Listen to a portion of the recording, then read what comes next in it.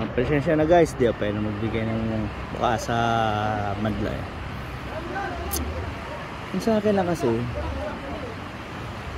kahit ako sa inyo yung lugar namin, tabing ilog lang ng boy. Mayroong isang company, bakit kailangan na sabihin na napaka dalisa yung gusto mong sabihin sa kanilang panahon na yun. Ang sasabihin sa'yo, assuming ka. Pero ang gusto mong pahatid lang sa kanila is yung matino at masuwalat lang pagsabi. Bakit ba kailangan pagkaisa sa isang bagay na hindi naman dapat? Ang sinasabi ko lang naman is ang isang pagkakamali, bakit mo pa kailangang dagdagan ng pagkakamali? Alam mo namang mali ka, bato pang dapat iangat ang sarili mo na mali ka na.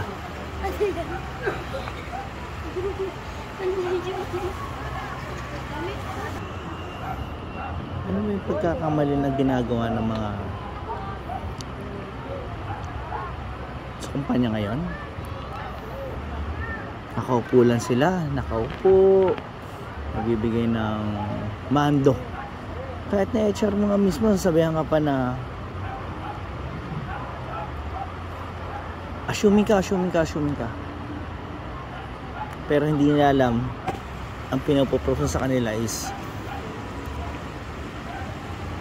may mali na sa pamamalakad nila. Bakit pa sasabihin gano'n? 1:5, 1:10 ang nangyari sa laban na ginawa sa akin nun. Papin ko sa inyo, ang ino-open ko is yung pagkakamali ng kumpanya. Hindi naman totally kumpanya, pamamalakad lang totally. Bakit ganito? May hindi na ako na babayar na OT, pinabayaan ko na yun. Sinabi ko na sa usapan namin na kansaan mo na yan sir, never mind mo na yan, hindi ka na kailangan yan, nangyari na yan eh.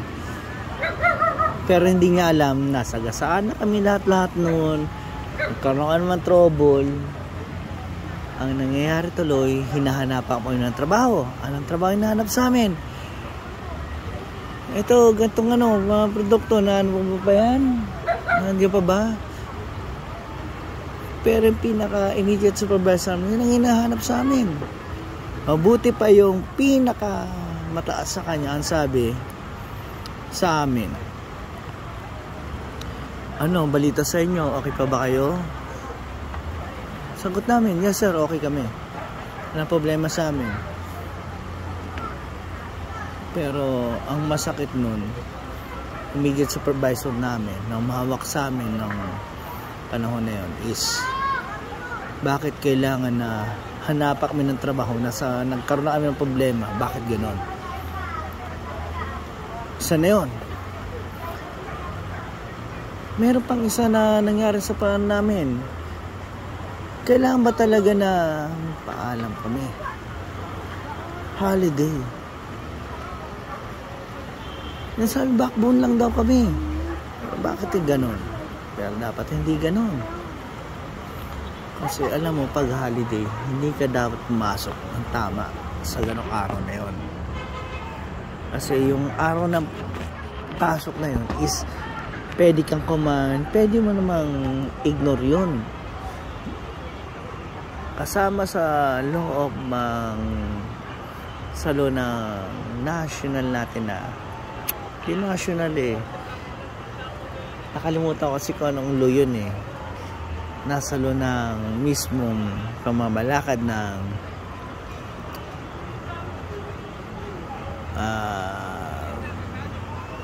kasi yun na yun, nakalimutan ko ang nakalagay kasi sa lugar sa salta na yun is pwede kang tumanggi kasi hindi naman totaling pasok yan kasi special at holiday lang naman yan.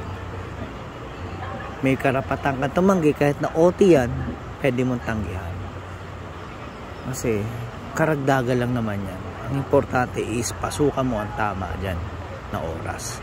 Yung nakalagay doon. Bakit ba kailangan natin pasukan yan? Yan ang question sa akin. Nagkaroon ako ng memo dyan na salita na, boss, assuming ka masyado, boss. Masyado ka assuming. Kahit nasasabi ko is yung may mali na, ang ginagawa sa akin is parang nagkampihan ng mga bisor ko. HR, bisor, management, kinaaway ako. Kalaban ko. Hindi nila alam yung sinasabi ko is yung may mali na sa senaryo. Hindi ko gustong sabihin ng company na yan, baka mawindang kasi pag sinabi ng company na yan. Ay, nako naman. Sana naman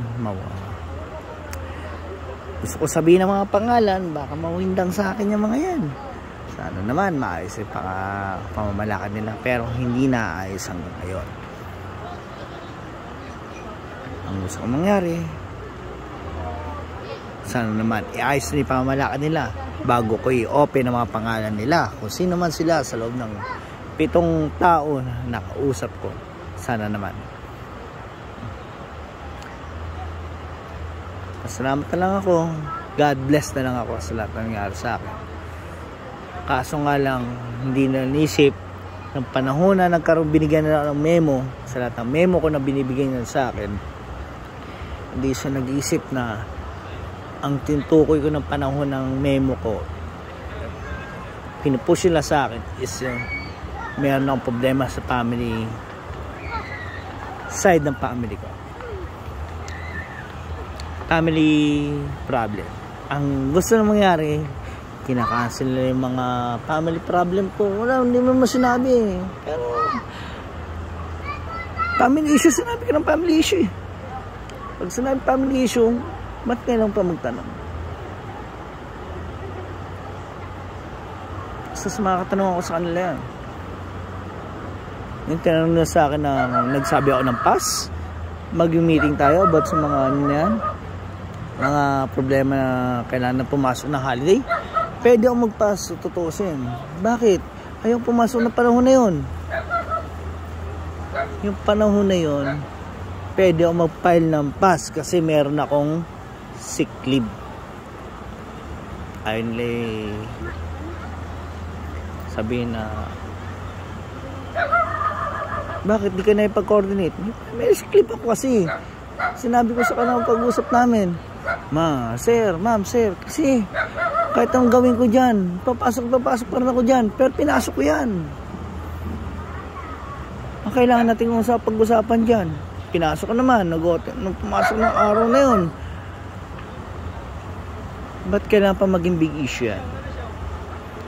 Subordination pa rin ba para sa palagay ninyo? Negative na sa subordination yun, kasi pinasok mo na yung oras na yun. Ang nangyari kasi sa panahon na yun,